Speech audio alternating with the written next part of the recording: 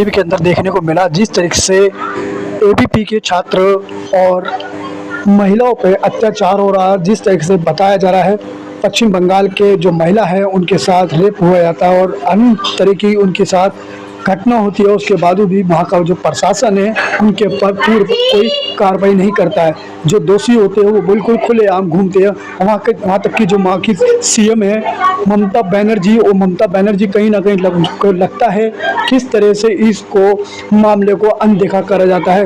वहाँ के लोग यदि थाने में जाते हैं या अधिकारी से समस्या कंप्लेंट डालते हैं, लिखित में कंप्लेंट भी देते हैं, तो उनकी कंप्लेंट नहीं ली जाती है। ऐसे तमाम मामले जो उनके ज़मीन कब्जा का मामला हो या अन्य खेती बाड़ी का मामला हो या मच्छी का जो झोल होता है उनको कब्जा करा जाता है। और कहीं ना कहीं जो लगता है पश्चिम बंगाल के अंदर इस तरह से ऐसी घटना है जो होती रहती है, उसके बावजूद भी सरकार कहीं ना कहीं सोती भी नजर आ रही है। और आज एबीपी के छात्र ने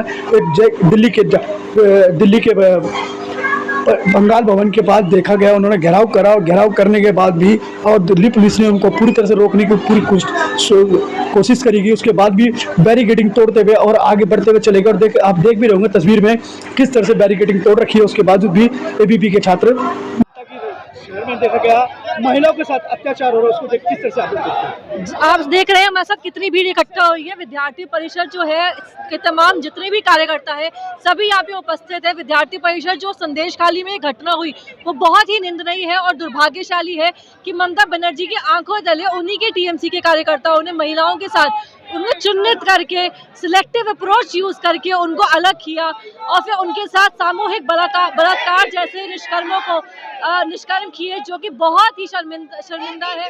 हम लोग इतना शर्मिंदा है उस ममता बनर्जी की सरकार के, उनकी जो कार्यकर्ता है, उनकी जो टीएमसी के कार्यकर्ता है, सिलेक्टिव अप्रोच जो उन्होंने यूज करी, उनके कार्यकर्ता इतने 4-5 दिन तक लगातार रात भर महिलाओं के साथ बलात्कार करते रहे, दुष्कर्म करते रहे। उनके पतियों ने जब आवाज उठाने की कोशिश करी तो उनकी जमीनें हड़प ली गई। इतना ज्यादा दुष्कर्म हुआ, पूरी की पूरी अभाव एबीवीपी अखिल भारतीय विद्यार्थी परिषद इस चीज के विरोध करती है और हम तब तक बैठे रहेंगे जब तक ममता बनर्जी की सरकार से हमको कुछ पॉजिटिव फीडबैक नहीं मिलेगा।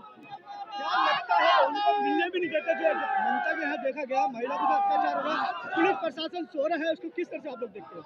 पुलिस प्रशासन क्योंकि उन्हीं के साथ ही है, उन्हीं के सपोर्ट में है, हम उसी नजर से देख रहे हैं कि ममता बनर्जी का ही दबदबा है। उन्होंने ही उस तरह से प्रपंच कर रखा है कि उनको कोई कुछ कर भी नहीं रहा और ऐसा सब उनके आंखों के सामने ही होता जा रहा है।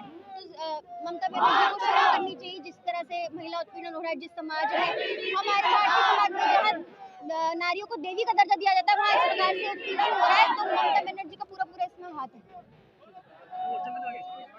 तमाम मुद्दे उठ रहे हैं और जो कुछ अत्याचार हो रहा है महिलाओं के साथ, मैं कहना चाहूंगी कि हमारे बंगाल में, उस बंगाल में जहाँ स्वामी विवेकानंद हमारे आदर्श थे, वहाँ महिलाओं को सम्मान दिया जाता था, देवियों की तरह पूजा होती थी। लेकिन आज देखिए कि कितना दुष्कृत्य हो रहा है वहाँ पे और अत्याचार हो रहा है महिलाओं के ऊपर।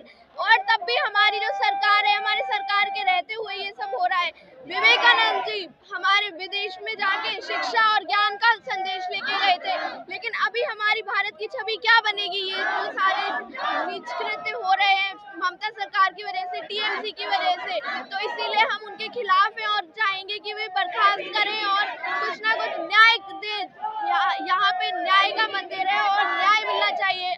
हमारे जितनी भी महिलाएं हैं वो इसीलिए यहाँ पर बैठी हैं और प्रोटेस्ट कर रही हैं ताकि हम सभी को न्याय मिले। जब सबके साथ न्याय होगा तभी हमारी भारत की एक अच्छी छवि विदेश में जाएगी।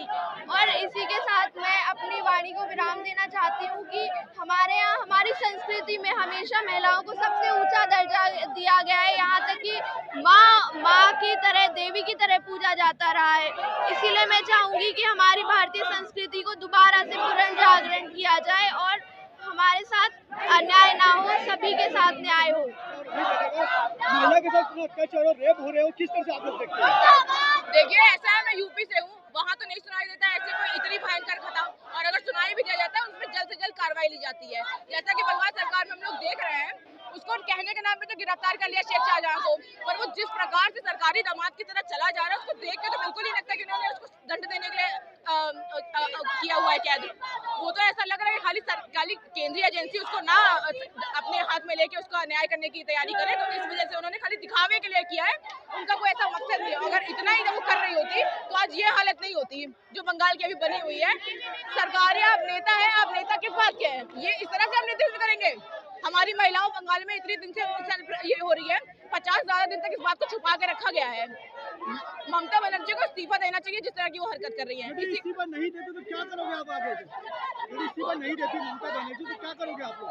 तो हम कर तो रहे हैं प्रोटेस्ट, नहीं इस्तीफा देंगे तो उसको जिस प्रकार उसको दंड देना चाहिए उस प्रकार से आप उसको दंड दीजिए। इस प्रकार से नहीं कि सिर्फ आपको दिखाने के लिए कर लिया है, लेकिन आपका कोई मकसद नहीं उसको दंड देने का।